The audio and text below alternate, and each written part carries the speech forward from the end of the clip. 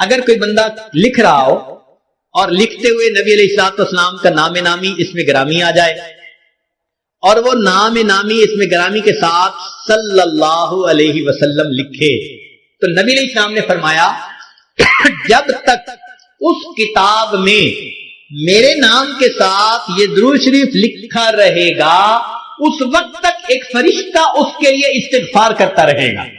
اللہ اکبر کبیر۔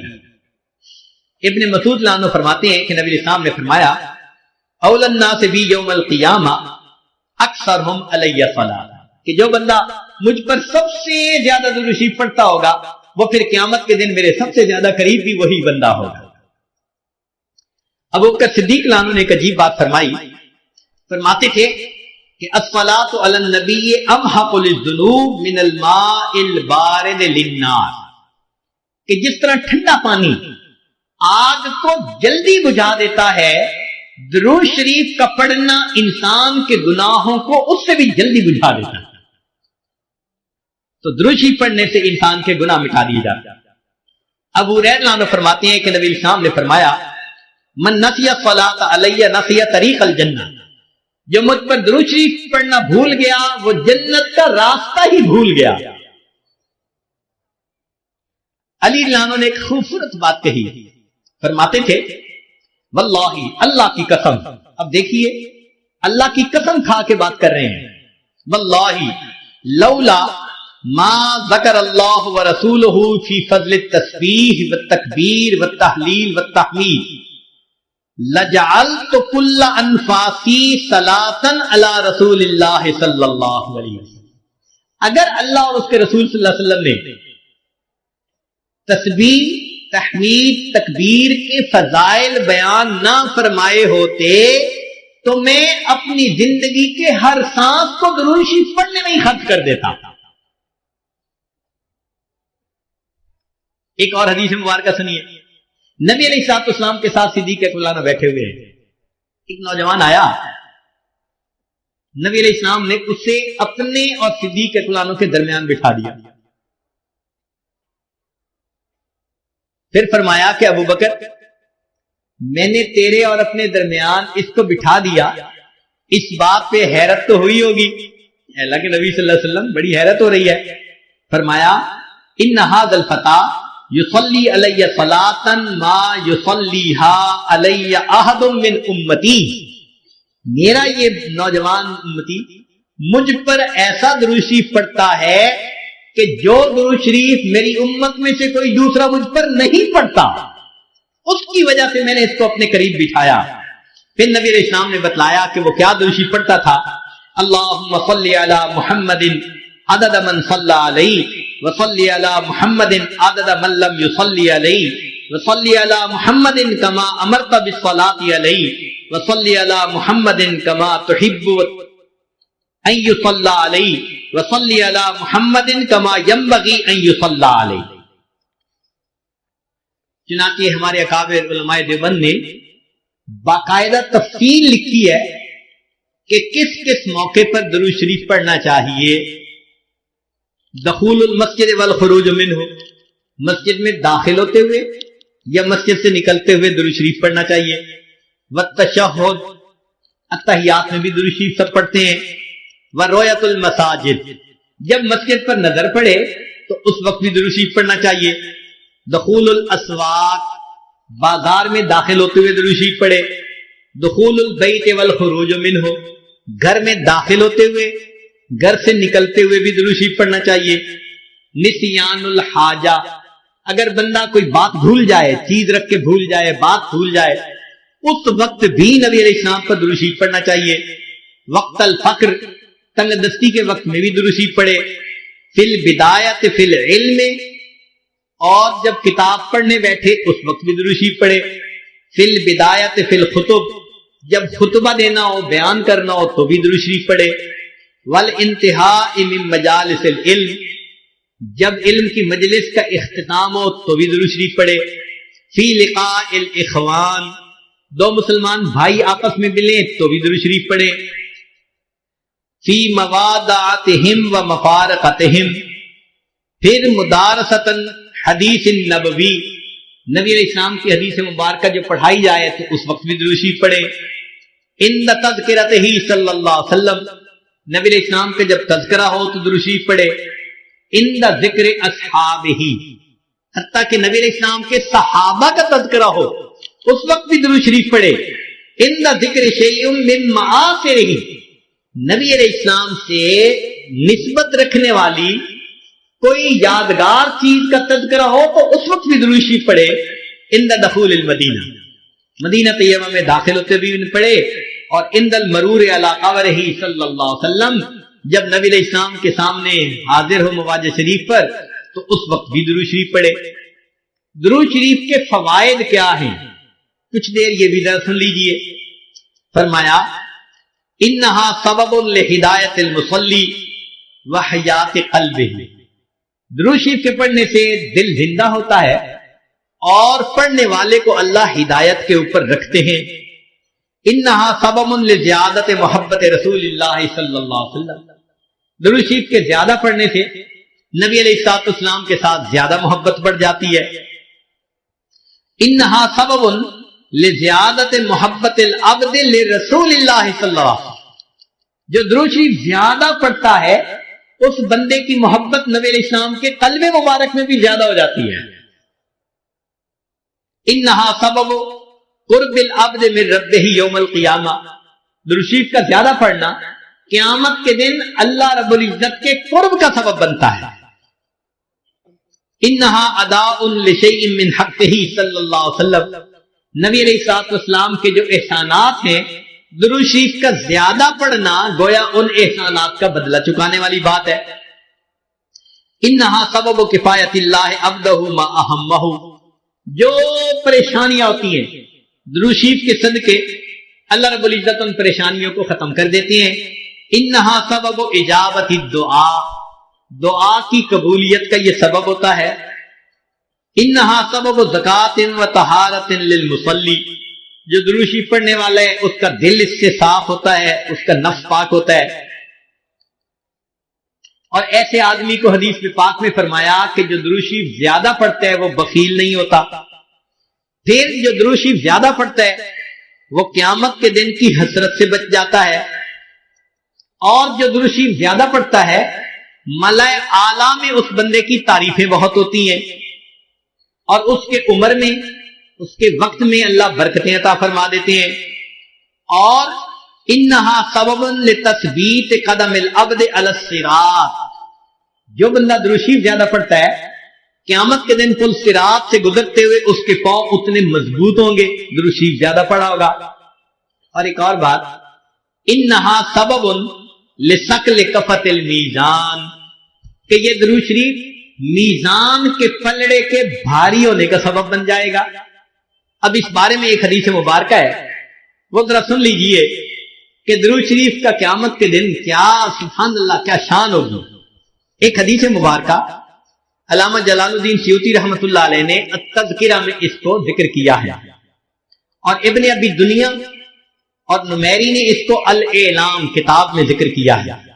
فرماتے ہیں کہ عبداللہ لانو ایک صحابی اس کے راوی ہیں کہ نبی علیہ السلام نے ارشاد فرمایا ان لآدم علیہ السلام من اللہ عز وجل موقفا فی فصح من العرش، قیامت کے دن آدم علیہ السلام کو اللہ تعالیٰ عرش کے سامنے ایک ایسی جگہ عطا فرمائیں گے علیہ ثوبان اخضران، ان پر دو سبز کپڑے ہوں گے، یعنی سمجھے تہبند بھی سبز اور کرتا بھی سبز. کأنہ نخلۃ سحوق، جیسے شاخیں کٹی ہو نا تو سیدھا کھجور کا درخت ہوتا ہے، اس طرح آدم علیہ السلام کا اونچا لمبا قد مبارک ہوگا. ينظر الى من ينطلق به من والده الى الجنہ ومن ينطلق به الى النار، اونچے قد کی وجہ سے آدم علیہ السلام دیکھ رہے ہوں گے کہ ان کی اولاد میں سے کس کو جنت لے جایا جا رہا ہے اور کس کو جہنم لے جایا جا رہا ہے. فبین آدم علی ذلک، آدم علیہ السلام اس حال میں ہوں گے اذ نظر الی رجل من امت محمد صلی اللہ علیہ وسلم، کہ وہ نبی علیہ السلام کی امت میں سے ایک بندے کو دیکھیں گے، ينطلق به الى النار، کہ اس کو فرشتے گھسیٹ کر جہنم کی طرف لے کے جا رہے ہوں گے.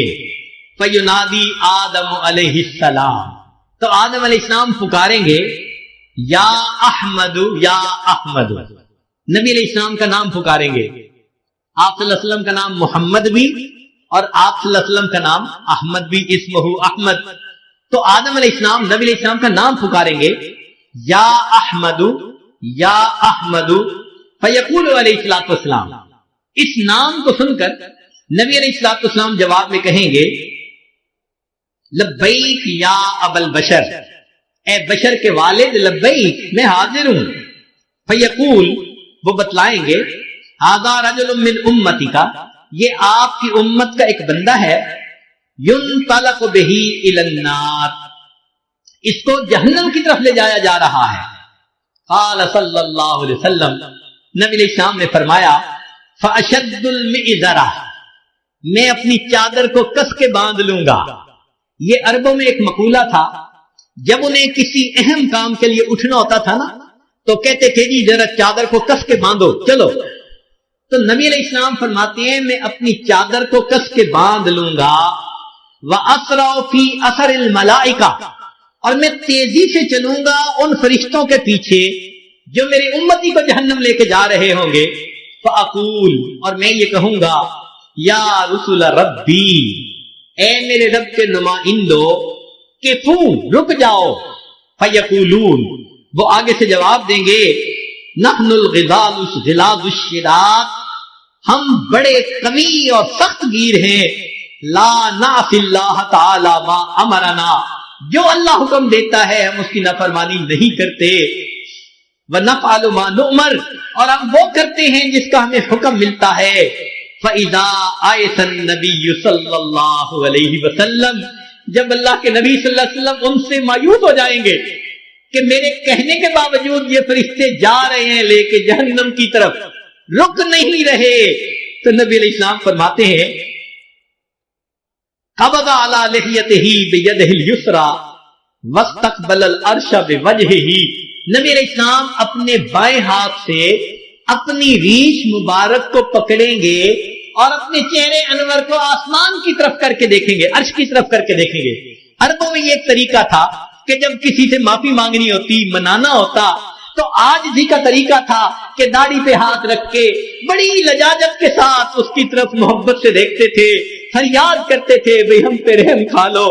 نبی علیہ السلام جب فرشتوں کو دیکھیں گے کہ وہ رک نہیں رہے، میری امتی کو لے کے جہنم میں جا رہے ہیں، آقا صلی اللہ علیہ وسلم فرماتے ہیں میں اپنی جو ہے بایاں ہاتھ اپنی ریش کے اوپر رکھوں گا اور میں آسمان عرش کی طرف اپنے چہرے انور کے ساتھ دیکھوں گا. پھر نبی علیہ السلام فیقول فرمائیں گے یا ربی قد وعدتنی اللہ تخزینی فی امتی، اے اللہ آپ نے وعدہ نہیں فرمایا تھا میری امت کے معاملے میں آپ مجھے رسوا نہیں فرمائیں گے. فیاتی النداء من قبل العرش، عرش کے اوپر سے ایک آواز آئے گی اطیعوا محمدا، او میرے فرشتوں محمد صلی اللہ علیہ وسلم کی اطاعت کرو. وردوا ھذا العبد الی المقام، اور اس بندے کو واپس جہاں سے لائے تھے میزان کے قریب وہی جا کر چھوڑ کر آؤ. چنانچہ وہ فرشتے اس بندے کو وہاں جا کر چھوڑیں گے. فیخرج صلی اللہ علیہ وسلم، اب دوبارہ وزن شروع ہوگا. نبی علیہ السلام ایک چھوٹا سا کاغذ کا پرزہ بطاقتن، کاغذ کا پرزہ نکالیں گے، بیضاء، سفید ہوگا، کل ان ملتے، جیسے انگلی کا پورا ہوتا ہے اس کے برابر ہوگا. فیلقیھا فی کفۃ المیزان الیمنی، اس کاغذ کے ٹکڑے کو نبی علیہ السلام نیکیوں کے پلڑے میں ڈال دیں گے. وہو یقول بسم اللہ، اور نبی علیہ السلام ڈالتے ہوئے بسم اللہ فرمائیں گے.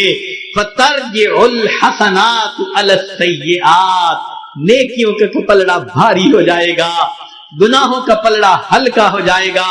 فینادی المنادی، ندا دے گا وہ ندا دینے والا، سعیدہ و سعیدہ جدہ، یہ بندہ اس کے اجداد سعید بن گئے، اس کی نیکیاں زیادہ ہو گئیں.